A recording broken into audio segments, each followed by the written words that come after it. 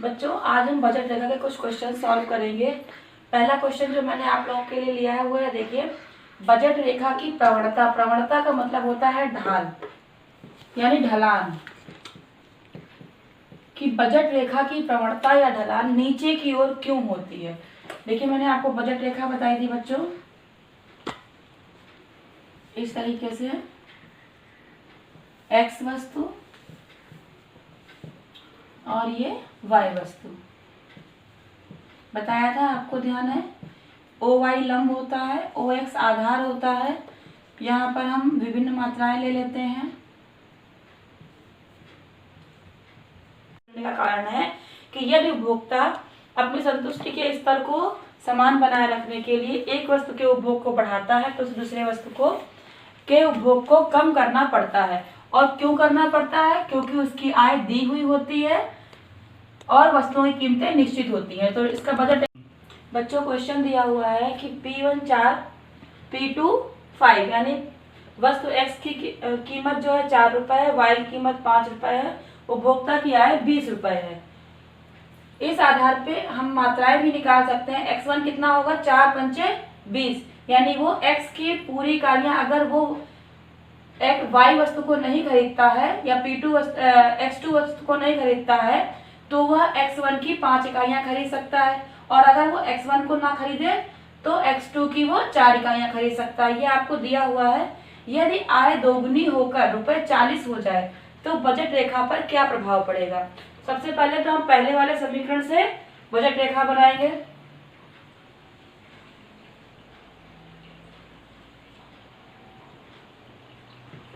OX Y, यहाँ पे X1 वस्तु लेंगे, यहाँ पर हम X2 वस्तु लेंगे।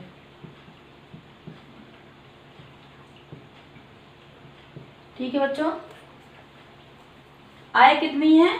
20 रुपए। आय 20 रुपए है, कितनी वस्तुएं खरीद रहा है हमें ये दिखाना। पहले हम यहाँ पे समान दूरी पे निशान लगा लेंगे और एक एक के अंतर पे हम नोट करेंगे। 1 2 3 4 5 6 7 8 9, ये थोड़ा छोटा हो रहा है, इसको हमें बढ़ाना पड़ेगा। आधार अक्ष को 10। ऐसे ही हम ओ वाई अक्ष पे निशान लगा लेंगे। देखिए 1 2 3 4, ये दूरी बराबर होनी चाहिए हर बार। 1 2 3 4 5 6 7 8 9 और ये 10। अब देखिए हम पहले वाली बजट रेखा पहले बनाएंगे। X2 की कितनी इकाइयां खरीदी जा रही हैं? 4। ठीक है, आय 20 रुपए है, 5 रुपए कीमत होने पे कितनी इकाइयां खरीद पाएंगे? 4। और आय 20 रुपए होने पर, कीमत 4 रुपए होने पर हम कितनी इकाइयां X1 ही खरीद पाएंगे? 5। ठीक है, तो यहाँ से 4 से 5 तक मिलाते हुए हम एक बजट रेखा बना लेंगे। ये उपभोक्ता की प्रारंभिक बजट रेखा है। ठीक है,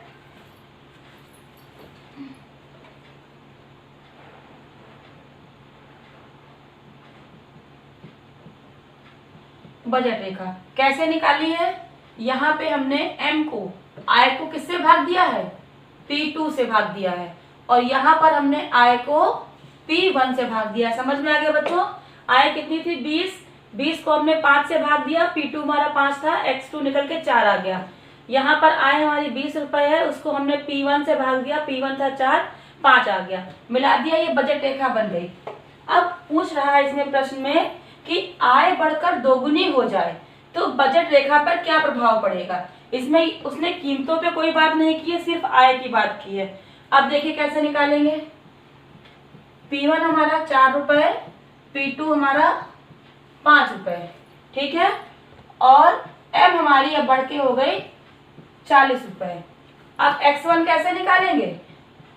X1 is equal to M upon P1, तो 40 अपॉन कितना आएगा? 40 बटे 4 बराबर 10 इकाइयां। और इधर इसको हम निकालेंगे, x2 निकालेंगे। x2 कैसे निकलेगा,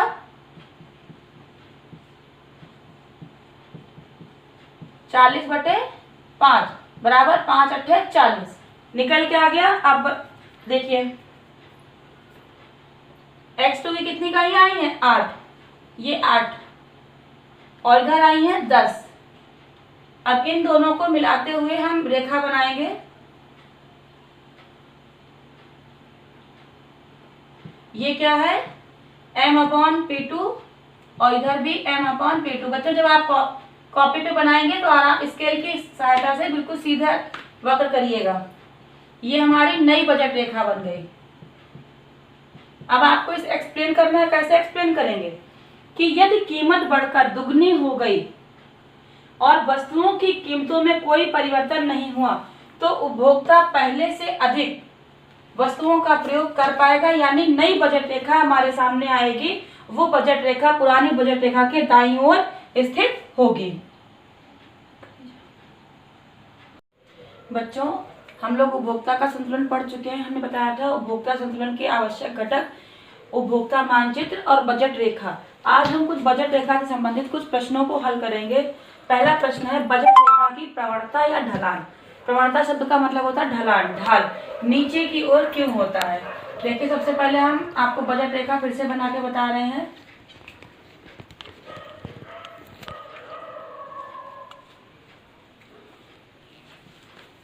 OX OY, यहाँ पर हम Y वस्तु लेते हैं, यहाँ पर हम X वस्तु लेते हैं।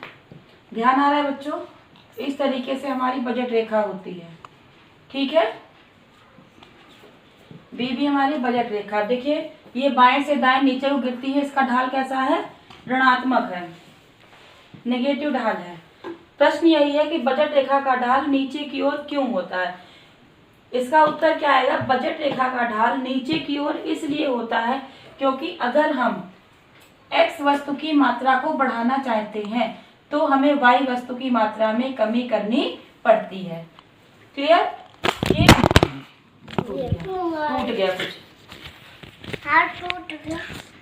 बच्चों अब अगला क्वेश्चन है कि यदि वस्तु 2 की कीमत में, वस्तु 2 है, इसकी कीमत में 1 रुपए की कमी हो जाए, यानी कि 5 रुपए से कीमत 1 रुपए घट के कितनी रह जाएगी, 4 रुपए। वर्तमान कीमत क्या है, 4 रुपए, तथा वस्तु 1 की कीमत अपरिवर्तित रहे और आय भी अपरिवर्तित। वस्तु 1 की कीमत तथा आय अपरिवर्तित रहे तो बजट रेखा में क्या परिवर्तन होगा। क्वेश्चन समझ में आया कि वस्तु 2 की कीमत पहले से 1 रुपए कम हो गई और वस्तु 1 तथा आय अपरिवर्तित रहे, उसमें कोई बदलाव नहीं आए। वस्तु 1 की कीमत अभी भी 4 रुपए है, आय अभी भी 20 रुपए है, तो बजट रेखा पर क्या प्रभाव पड़ेगा। क्लियर, देखिए पहले की बजट रेखा हमारी ये बनी हुई है। अब देखिए अब यहाँ पे हमारा जब कीमत बदल गई तो यहाँ पे x2 बदल जाएगा हमारा ना। देखिए m/P2, x2 निकालने के लिए हमें क्या करना है, m/P2 करना है। ठीक है, तो m हमारी है 20 रुपए और P2 अब कितनी हो गई, 1 रुपए घट के 4 रुपए, तो 4 एकम 4, 4 पंचे 20। तो जो हमारी नई x2 आएगी, x2 1 क्या हो जाएगी, वो क्या हो जाएगी, 5। ठीक है, अब हमें इस पे दिखाना है। देखिए x1 हमारी 5 रुपए ही रही, x2 हमारी अब वो x2 5 इकाइयां रही, x1 अभी भी 5 इकाइयां हैं और x2 बढ़ के 5 इकाइयां हुई क्योंकि कीमत में 1 रुपए का अंतर आया। अब इसको कैसे दिखाएंगे, देखिए x2 की 5 इकाइयां और x1 की भी 5 इकाइयां, इन दोनों को मिला देंगे। देखिए इस तरीके से ये नई बजट रेखा जो बनेगी दाईं ओर बनेगी। x1 में कीमत में कोई परिवर्तन नहीं आया तो x1 में उसी बिंदु पे रहेगी और x2 में ऊपर के बिंदु पर जाएगी क्योंकि कीमत में कमी हुई है। ठीक है, तो ये हमारी जो है ये नई बजट रेखा बनेगी, यानी बजट रेखा दाईं ओर शिफ्ट होगी, लेकिन सिर्फ किसके लिए, x2 के लिए, ना कि x1 के लिए। क्लियर।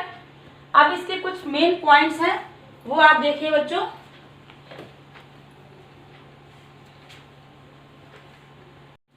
यदि कीमत अपरिवर्तित रहे, कीमत में कोई परिवर्तन ना आए, किसकी कीमत है? वस्तुओं की। वस्तुओं की कीमतों में कोई परिवर्तन ना आए, लेकिन आय, अगर आय बढ़ जाएगी, आय बढ़ जाएगी पहले की तुलना में, तो बजट रेखा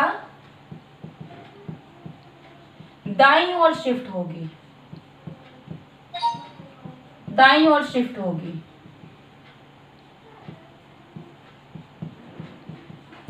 नंबर 2, आय में कमी हो जाए, आय में कमी हो जाए, कीमतें अपरिवर्तित रहे, कोई परिवर्तन ना हो, तो बजट रेखा, प्राइस लाइन जो है हमारी बाईं ओर शिफ्ट होगी। कब शिफ्ट होगी? जब आय में कमी होगी, बाईं ओर शिफ्ट होगी। समझ में आ गई बच्चों बात? कीमतों में बिना परिवर्तन हुए अगर आय बढ़ती है तो बजट रेखा यानी प्राइस लाइन जो है आपकी दाईं ओर शिफ्ट होगी, और आय अगर कम होती है तो बाईं ओर शिफ्ट होगी। क्लियर। दूसरी बात,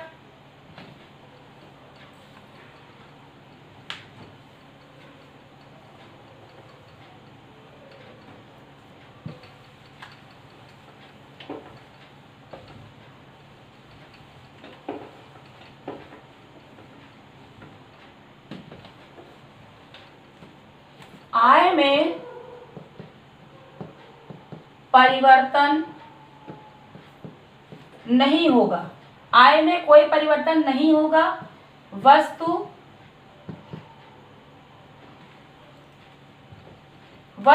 एक की कीमत में कमी होगी। अगर वस्तु एक की कीमत में कमी होगी तो प्राइस लाइन दाईं ओर शिफ्ट होगी,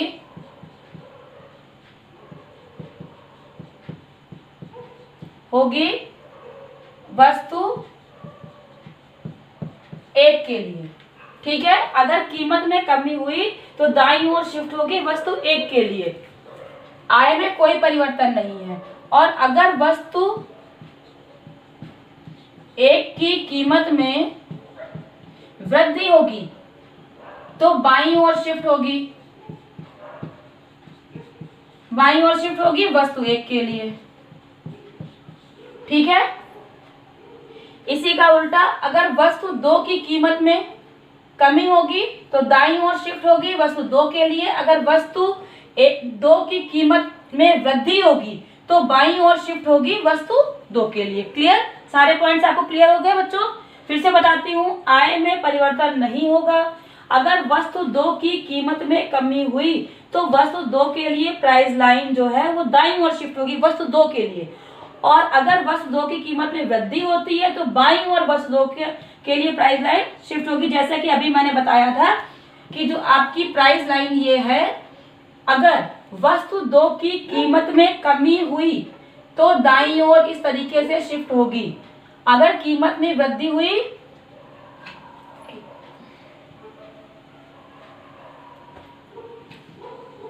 यहाँ पे देखिए ये आपकी बजट रेखा है, हम वस्तु दो की बात कर रहे हैं। वस्तु दो की कीमत में कमी हुई, वस्तु दो की अगर कीमत में कमी होगी तो हम क्या करेंगे? इस तरीके से दाईं ओर शिफ्ट हो जाएगा। और अगर वस्तु दो की कीमत में वृद्धि होगी तो ये बाईं ओर शिफ्ट हो जाएगा। क्लियर। अगर वस्तु एक की हम बात करें तो ये जो प्राइस लाइन हमारी होगी, कीमत में कमी होने पर दाईं ओर जाएगा, कीमत में वृद्धि होने पर बाईं ओर जाएगा। ठीक है। और अगर वस्तुओं की कीमतें ना बदलें, सिर्फ आय बदलती है, तो आय बढ़ने पे दाईं ओर जाएगी इस तरीके से, और आय के कम होने पर बाईं ओर जाएगी।